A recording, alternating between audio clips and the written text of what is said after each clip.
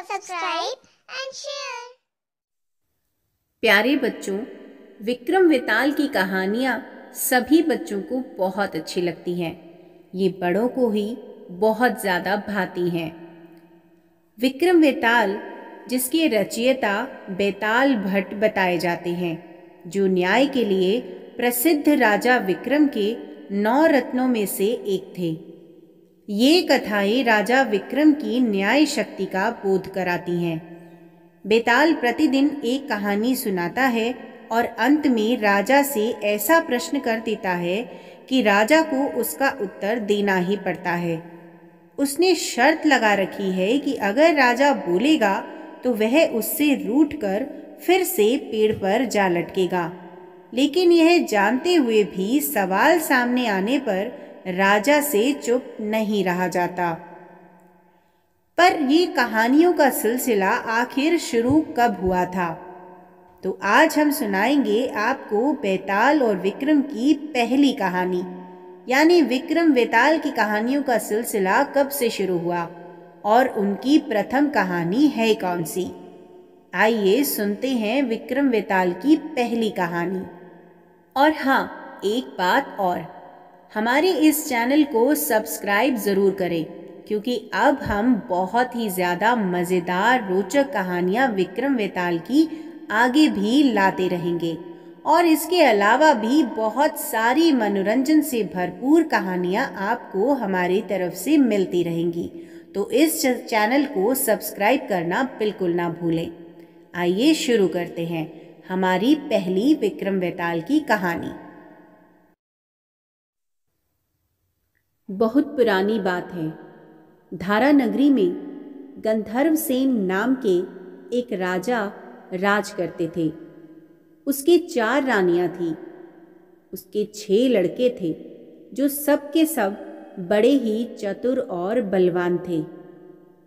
संयोग से एक दिन राजा की मृत्यु हो गई और उनकी जगह उनका बड़ा बेटा शंख गद्दी पर बैठा। उसने कुछ दिन राज किया, लेकिन छोटे भाई विक्रम ने उसे मार डाला और स्वयं राजा बन बैठा। उसका राज्य दिनों दिन बढ़ता गया और वह सारे जम्बू द्वीप का राजा बन बैठा। एक दिन उसके मन में आया कि उसे घूमकर सैर करनी चाहिए और जिन देशों के नाम उसने सुने हैं उन्हें देखना चाहिए। सो वह अपनी गद्दी अपने छोटे भाई भृतहरि को सौंपकर योगी बनकर राज्य से निकल पड़ा। उस नगर में एक ब्राह्मण तपस्या करता था। एक दिन देवता ने प्रसन्न होकर उसे एक फल दिया और कहा कि इसे जो भी खाएगा वह अमर हो जाएगा। ब्राह्मण ने वह फल लाकर अपनी पत्नी को दिया और देवता की बात भी बता दी। ब्राह्मणी बोली, हम अमर होकर क्या करेंगे? हमेशा भीख मांगते रहेंगे। इससे तो मरना ही अच्छा है। तुम इस फल को ले जाकर राजा को दे आओ और बदले में कुछ धन ले आओ। यह सुनकर ब्राह्मण फल लेकर राजा भृतहरि के पास गया और उसने सारा हाल कह सुनाया। भृतहरि ने फल ले लिया और ब्राह्मण को 1 लाख रुपए देकर विदा कर दिया। भृतहरि अपनी एक रानी को बहुत चाहता था। उसने महल में जाकर वह फल उसी को दे दिया। रानी की मित्रता शहर के कोतवाल से थी। उसने वह फल कोतवाल को दे दिया। कोतवाल एक वेश्या के पास जाया करता था। वह उस फल को उसने वेश्या को दे आया। वेश्या ने सोचा कि यह फल तो राजा को खाना चाहिए। वह उसे लेकर राजा भृतहरि के पास गई और उसे दे दिया। भृतहरि ने उसे बहुत सा धन दे दिया। लेकिन जब उसने फल को अच्छी तरह से देखा तो पहचान लिया। उसे बड़ी चोट लगी, पर उसने किसी से कुछ भी कहा नहीं। उसने महल में जाकर रानी से पूछा कि तुमने उस फल का क्या किया? रानी ने कहा, मैंने उसे खा लिया। राजा ने वह फल निकालकर दिखा दिया। रानी घबरा गई और उसने सारी बात सच सच कह दी। भर्तहरि ने पता लगाया तो उसे पूरी बात ठीक ठाक मालूम हो गई। वह इससे बहुत दुखी हुआ। उसने सोचा, यह दुनिया माया जाल है, इसमें अपना कोई नहीं। वह फल लेकर बाहर आया और उसे धुलवाकर स्वयं खा लिया। फिर राजपाट छोड़ योगी का भेष बनाकर जंगल में तपस्या करने चला गया। भर्तहरि के जंगल में चले जाने से विक्रम की गद्दी सूनी हो गई। जब राजा इंद्र को यह समाचार मिला तो उन्होंने एक देव को धारा नगरी की रखवाली के लिए भेज दिया। वह देव रात दिन वहीं पर रहने लगा। भर्तहरि के राजपाट छोड़कर वन में चले जाने की बात विक्रम को जब मालूम हुई तो वह लौटकर अपने देश में आया। आधी रात का समय था। जब वह नगर में घुसने लगा तो देव ने उसे रोका। राजा ने कहा, मैं विक्रम हूं, यह मेरा राज है, तुम रोकने वाले कौन होते हो? देव बोला, मुझे राजा इंद्र ने इस नगर की चौकसी के लिए भेजा है। तुम सच्चे राजा विक्रम हो तो आओ, पहले मुझसे लड़ो। दोनों में लड़ाई हुई। राजा ने जरा सी देर में देव को पछाड़ दिया। तब देव बोला, हे राजन, तुमने मुझे हरा दिया, मैं तुम्हें जीवन दान देता हूं। इसके बाद देव ने कहा, राजन, एक नगर और एक नक्षत्र में तुम 3 आदमी पैदा हुए थे। तुमने राजा के घर में जन्म लिया, दूसरे ने तेली के और तीसरे ने कुम्हार के।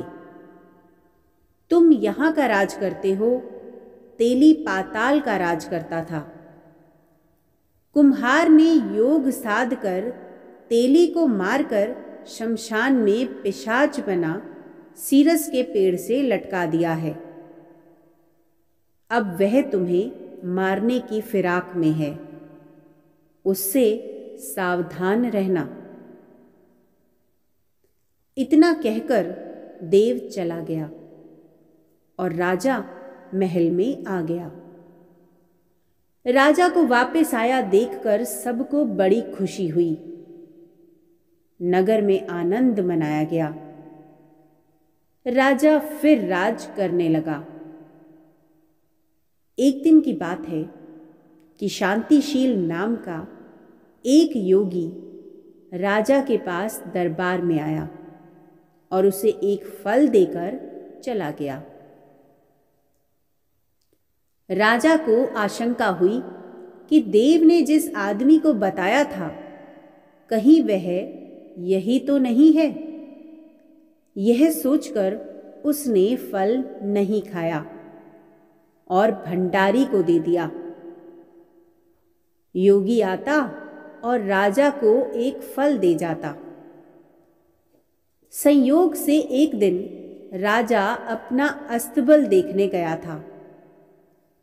योगी वहीं पहुंच गया और फल राजा के हाथ में दे दिया।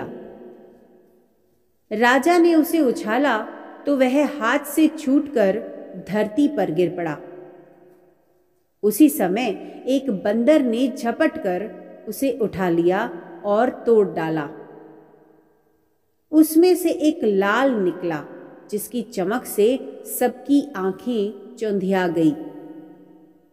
राजा को बड़ा अचरज हुआ।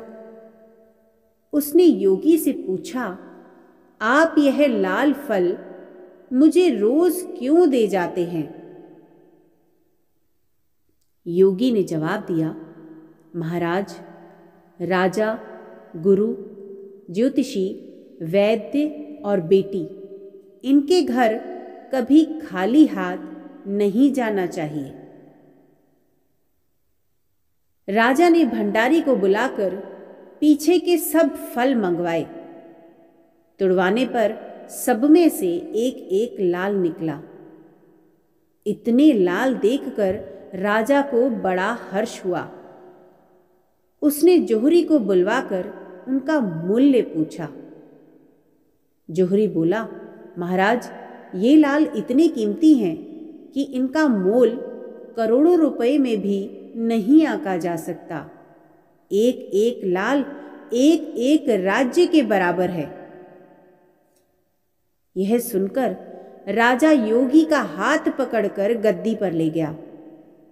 बोला, योगीराज, आप सुनी हुई बुरी बातें दूसरों के सामने नहीं कही जाती। राजा उसे अकेले में ले गया। वहां जाकर योगी ने कहा, महाराज, बात यह है कि गोदावरी नदी के किनारे मसान में से मैं एक मंत्र सिद्ध कर रहा हूं। उसके सिद्ध हो जाने पर मेरा मनोरथ पूरा हो जाएगा। तुम एक रात मेरे पास रहोगे तो मंत्र सिद्ध हो जाएगा। एक दिन रात को हथियार बांधकर तुम अकेले मेरे पास आ जाना। राजा ने कहा, अच्छी बात है। इसके उपरांत योगी दिन और समय बताकर अपने मठ में चला गया। वह दिन आने पर राजा अकेला वहां पहुंचा। योगी ने उसे अपने पास बिठा लिया। थोड़ी देर बैठकर राजा ने पूछा, महाराज, मेरे लिए क्या आज्ञा है?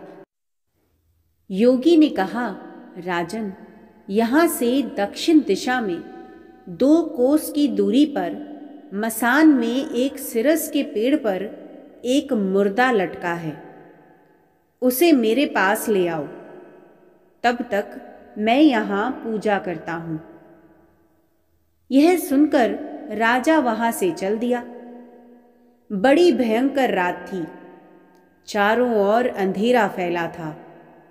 पानी बरस रहा था। भूत प्रेत शोर मचा रहे थे। सांप आ आकर पैरों में लिपटते थे। लेकिन राजा हिम्मत से आगे बढ़ता गया।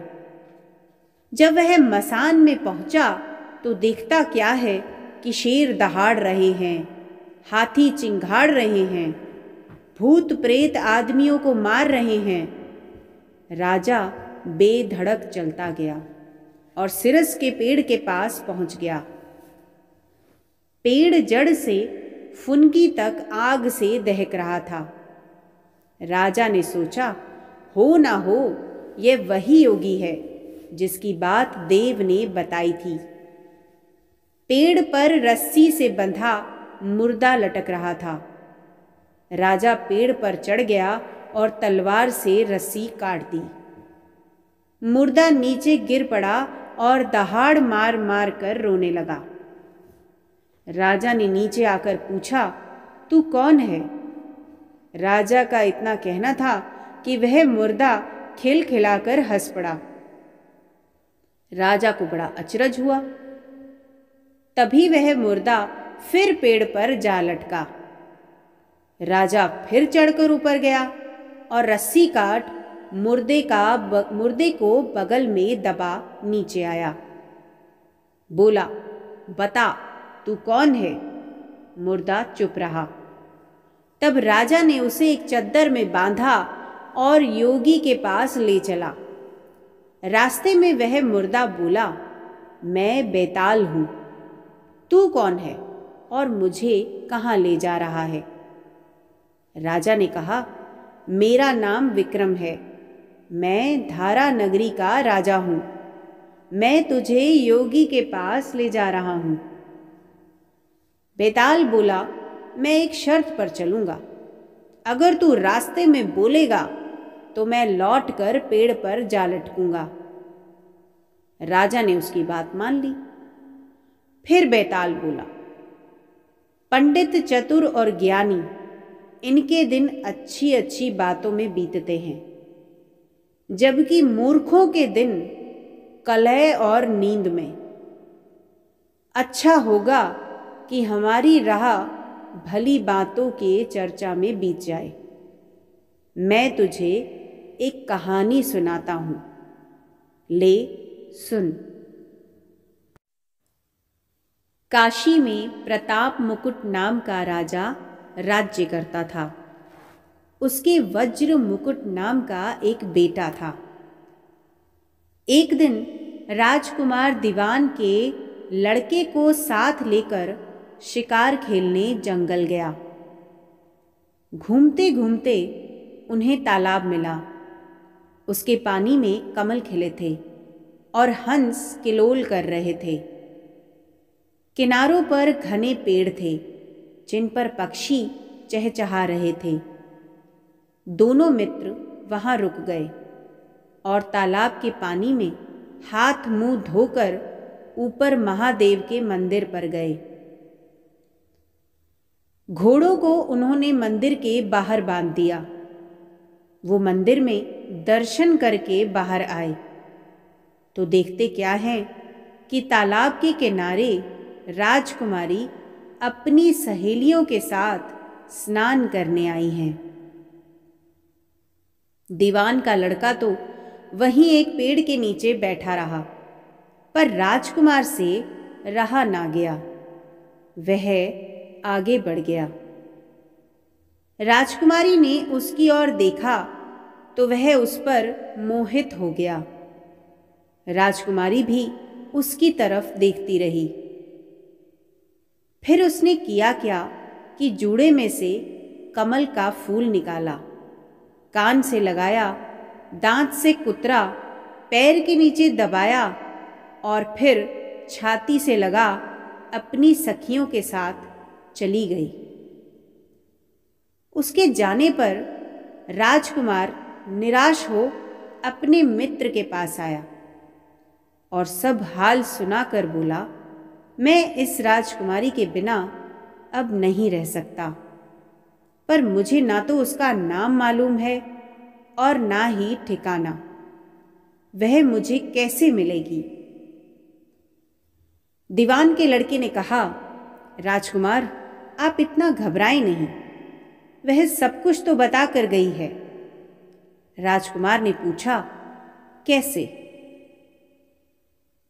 वह बोला, उसने कमल का फूल सिर से उतारकर कानों से लगाया तो उसने बताया कि मैं कर्नाटक की रहने वाली हूं। दांत से कुतरा तो इसका मतलब था कि मैं दंतबाट राजा की बेटी हूं। पांव से दबाने का अर्थ था कि मेरा नाम पद्मावती है। और छाती से लगाकर उसने बताया कि तुम मेरे दिल में बस गए हो। इतना सुनना था कि राजकुमार खुशी से फूल उठा। बोला, अब मुझे कर्नाटक देश में ले चलो। दोनों मित्र वहां से चल दिए। घूमते फिरते सैर करते दोनों कई दिन बाद वहां पहुंचे। राजा के महल के पास गए तो एक बुढ़िया अपने द्वार पर बैठी चरखा कातती मिली। उसके पास जाकर दोनों घोड़े से उतर पड़े और फिर बोले, माई, हम सौदागर हैं, हमारा सामान पीछे आ रहा है, हमें रहने को थोड़ी जगह दे दो। उनकी शक्ल सूरत देखकर और बात सुनकर बुढ़िया के मन में ममता उमड़ आई। बोली, बेटा, तुम्हारा घर है, जब तक जी में आए रहो। दोनों वहीं पर ठहर गए। दीवान के बेटे ने उससे पूछा, माई, तुम क्या करती हो तुम्हारे घर में कौन कौन है? तुम्हारी गुजर कैसे होती है? बुढ़िया ने जवाब दिया, बेटा, मेरा एक बेटा है जो राजा की चाकरी में है। मैं राजा की बेटी पद्मावती की धाय थी। बूढ़ी हो जाने से अब घर में रहती हूँ। राजा खाने पीने को दे देता है। दिन में एक बार राजकुमारी को देखने महल में जाती हूँ। राजकुमार ने बुढ़िया को कुछ धन दिया और कहा, माई, कल तुम वहाँ जाओ तो राजकुमारी से कह देना कि जेठ सुदी पंचमी को तुम्हें तालाब पर जो राजकुमार मिला था वह आ गया है। अगले दिन जब बुढ़िया राजमहल गई तो उसने राजकुमार का संदेशा उसे दे दिया। सुनते ही राजकुमारी ने गुस्सा होकर हाथों में चंदन लगाकर उसके गाल पर तमाचा मारा और कहा, मेरे घर से निकल जा। बुढ़िया ने घर आकर सब हाल राजकुमार को कह सुनाया। राजकुमार हक्का बक्का रह गया। तब उसके मित्र ने कहा, राजकुमार, आप घबराएं नहीं, उसकी बातों को समझें।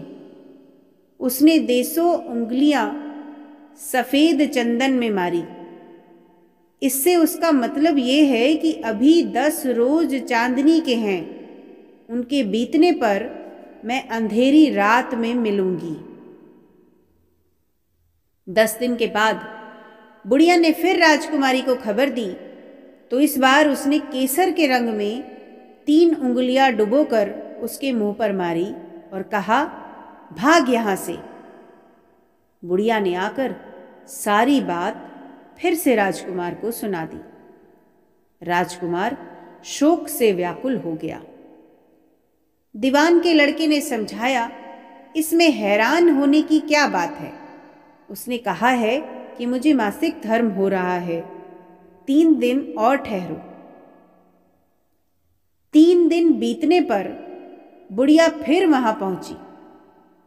इस बार राजकुमारी ने उसे फटकार कर पश्चिम की खिड़की से बाहर निकाल दिया। उसने आकर राजकुमार को बता दिया। सुनकर दीवान का लड़का बोला, मित्र, उसने आज रात को तुम्हें उस खिड़की की राह में बुलाया है। मारे खुशी के राजकुमार उछल पड़ा। समय आने पर उसने बुढ़िया की पोशाक पहनी, इत्र लगाया, हथियार बांधे। 2 पहर रात बीतने पर वह महल में जा पहुंचा और खिड़की में से होकर अंदर पहुंच गया। राजकुमारी वहां तैयार खड़ी थी। वह उसे भीतर ले गई। अंदर के हाल देखकर राजकुमार की आंखें खुली रह गई। एक से एक बढ़कर चीजें थी। रात भर राजकुमार राजकुमारी के साथ रहा। जैसे ही दिन निकलने को आया कि राजकुमारी ने राजकुमार को छिपा दिया और रात होने पर फिर बाहर निकाल लिया। इस तरह कई दिन बीत गए। अचानक एक दिन राजकुमार को अपने मित्र की याद आई। उसे चिंता हुई कि पता नहीं उसका क्या हुआ होगा। उदास देखकर राजकुमारी ने कारण पूछा तो उसने बता दिया। बोला, वह मेरा बड़ा प्यारा दोस्त है, बड़ा चतुर है। उसकी होशियारी से ही तुम मुझे मिल पाई हो। राजकुमारी ने कहा, मैं उसके लिए बढ़िया बढ़िया भोजन बनवाती हूँ। तुम उसे खिलाकर तसल्ली देकर लौट आना। खाना साथ में लेकर राजकुमार अपने मित्र के पास पहुंचा। वे महीने भर से मिले नहीं। राजकुमार ने मिलने पर सारा हाल सुनाकर कहा कि राजकुमारी को मैंने तुम्हारी चतुराई की सारी बातें बता दी हैं, तभी तो उसने यह भोजन बनाकर भेजा है। दीवान का लड़का सोच में पड़ गया। उसने कहा, राजकुमार, यह तुमने अच्छा नहीं किया। राजकुमारी समझ गई कि जब तक मैं हूं वह तुम्हें अपने बस में नहीं रह सकती, इसलिए उसने इस खाने में जहर मिलाकर भेजा है। यह कहकर दीवान के लड़के ने थाली में से एक लड्डू उठाकर कुत्ते के आगे डाल दिया। लड्डू खाते ही कुत्ता मर गया। राजकुमार को बड़ा बुरा लगा। उसने कहा, ऐसी स्त्री से भगवान बचाए, मैं अब उसके पास नहीं जाऊंगा। दीवान का बेटा बोला, नहीं, अब ऐसा उपाय करना चाहिए जिससे हम उसे घर ले चलें। आज रात को तुम वहां जाओ। जब राजकुमारी सो जाए तो उसकी बाई जांघ पर त्रिशूल का निशान बनाकर उसके गहने लेकर चले आना। राजकुमार ने ऐसा ही किया। उसके आने पर दीवान का बेटा उसे साथ ले योगी का भेष बना मरघट में जा बैठा और राजकुमार से कहा कि तुम ये गहने लेकर बाजार में बेच आओ। कोई पकड़े तो कह देना कि मेरे गुरु के पास चलो और उसे यहाँ ले आना। राजकुमार गहने लेकर शहर गया और महल के पास एक सुनार को उन्हें दिखाया। देखते ही सुनार ने उन्हें पहचान लिया और कोतवाल के पास ले गया। कोतवाल ने पूछा तो उसने कह दिया कि ये मेरे गुरु ने मुझे दिए हैं। गुरु को भी पकड़वा लिया गया। सब राजा के सामने पहुंचे। राजा ने पूछा, योगी महाराज, ये गहने आपको कहाँ से मिले? योगी बने दीवान के बेटे ने कहा, महाराज, मैं मसान में काली चौदस को डाकिनी मंत्र सिद्ध कर रहा था कि डाकिनी आई। मैंने उसके गहने उतार लिए और उसकी बाई जांघ में त्रिशूल का निशान बना दिया। इतना सुनकर राजा महल में गया और उसने रानी से कहा कि पद्मावती की बाई जांघ पर देखो कि त्रिशूल का निशान तो नहीं है। रानी ने देखा तो उस पर त्रिशूल का निशान था। राजा को बड़ा दुख हुआ। बाहर आकर वह योगी को एक और ले जाकर बोला, महाराज, धर्मशास्त्र में खोटी स्त्रियों के लिए क्या दंड होता है? योगी ने जवाब दिया, राजन, ब्राह्मण, गौ, स्त्री, लड़का और अपने आश्रय में रहने वाले से कोई खोटा काम हो जाए तो उसे देश निकाला दे देना चाहिए। यह सुनकर राजा ने पद्मावती को डोली में बिठाकर जंगल में छुड़वा दिया। राजकुमार और दीवान का बेटा तो ताक में ही बैठे थे। राजकुमारी को अकेली पाकर साथ ले अपने नगर में लौट आए और आनंद से रहने लगे। इतनी बात सुनाकर बेताल बोला, राजन, यह बताओ कि पाप किसको लगा है? राजा ने कहा, पाप तो राजा को लगा। दीवान के बेटे ने अपने स्वामी का काम किया। कोतवाल ने राजा को कहना माना और राजकुमार ने अपना मनोरथ सिद्ध किया। राजा ने पाप किया जो बिना विचारे उसे देश निकाला दे दिया। राजा का इतना कहना था कि बेताल फिर उस पेड़ पर जा लटका। राजा वापस गया और बेताल को लेकर चल दिया।